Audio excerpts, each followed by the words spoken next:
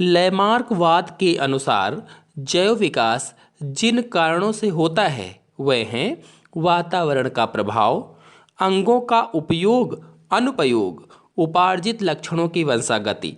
यानी लैमार्क ने बताया कि जीवों का विकास वातावरण के प्रभाव पर निर्भर करता है, अंगों का उपयोग या अनुपयोग पर निर्भर करता है और उपार्जित लक्षणों की वंशागति यानी जो जीव ने लक्षण विकसित कर लिए हैं उन लक्षणों का एक पीढ़ी से दूसरी पीढ़ी में जाकर जीवों का विकास होता है। जबकि डार्विनवाद के अनुसार जैव विकास जिन कारणों पर निर्भर करता है वह हैं प्रचुर संतानोत्पत्ति के फलस्वरूप जीवन संघर्ष, विभिन्नताएं और इनकी वंशागति तथा प्राकृतिक चयन और अनुकूलन से जीवों का विकास होता है। अर्थात डार्विन के अनुसार जब अधिक संतानें उत्पन्न होती हैं तो उनमें जीवन संघर्ष होता है। जो सफल रहता है वो जीता है, बाकी मर जाते हैं या समाप्त हो जाते हैं। और जो जीवों में वेरिएशंस आती हैं या विभिन्नताएं आती हैं वे एक पीढ़ी से दूसरी पीढ़ी में जाती हैं या वंशागति होती हैं। और जो जीव प्रकृति में अपने आप को अनुकूलित कर लेते हैं वे जीवित रहते हैं, बाकी खत्म हो जाते हैं, ये मर जाते हैं।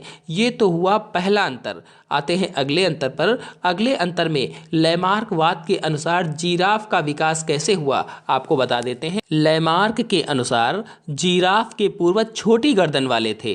वातावरण बदल जाने से भोजन की कमी हो गई। भोजन प्राप्त करने के लिए अगले पैरों और गर्दन की पेशियों पर खिंचाव उत्पन्न हुआ।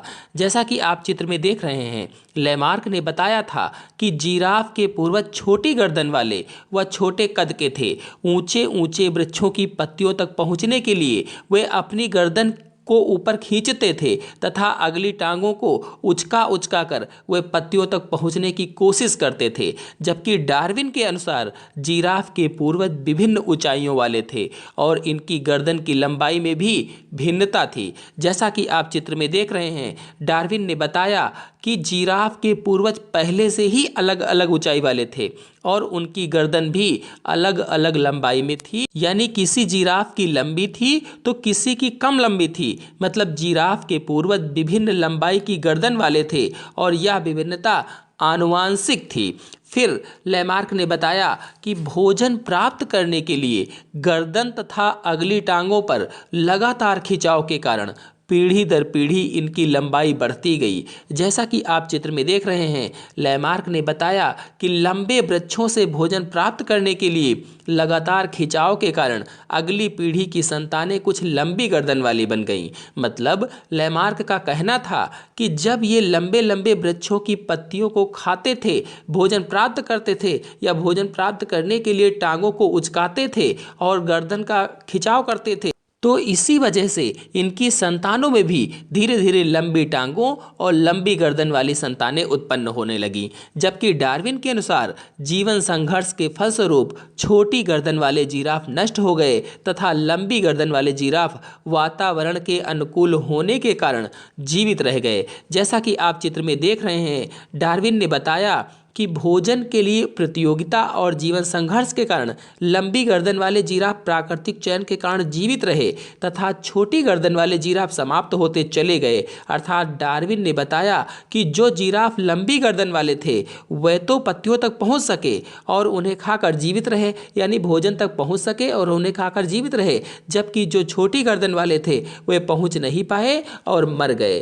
फिर अगला अंतर है, लैमार्कवाद के अनुसार अधिक उपयोग के कारण लंबी गर्दन और अगली लंबी टांगों वाले आधुनिक जिराफों का विकास हुआ।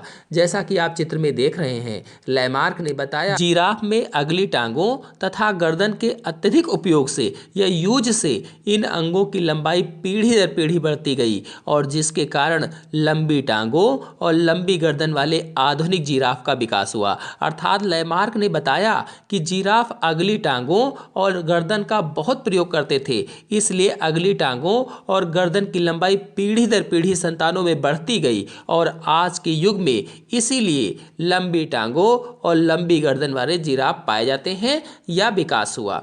जबकि डार्विन के अनुसार लंबी गर्दन वाले जिराफों से आधुनिक जिराफों का विकास हुआ। जैसा कि आप चित्र में देख रहे हैं, डार्विन ने बताया कि जीवन संघर्ष के बाद प्राकृतिक वर्ण में केवल लंबी गर्दन वाले जिराफ ही शेष बचे रहे।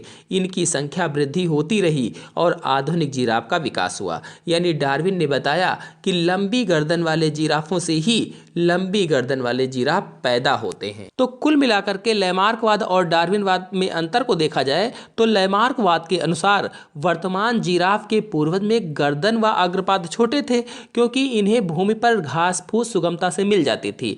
जब भूमि पर घास की कमी होने लगी तो ये अग्रपादों और गर्दन को ऊंचे पेड़ों की पत्तियों तक पहुंचाने के लिए बराबर उचकाते रहे। इसीलिए पीढ़ी दर पीढ़ी इनके अग्रपादों और गर्दन की लंबाई बढ़ती गई और आज के युग में इसीलिए इनकी अगली टांगें लंबी हैं और गर्दन भी लंबी है।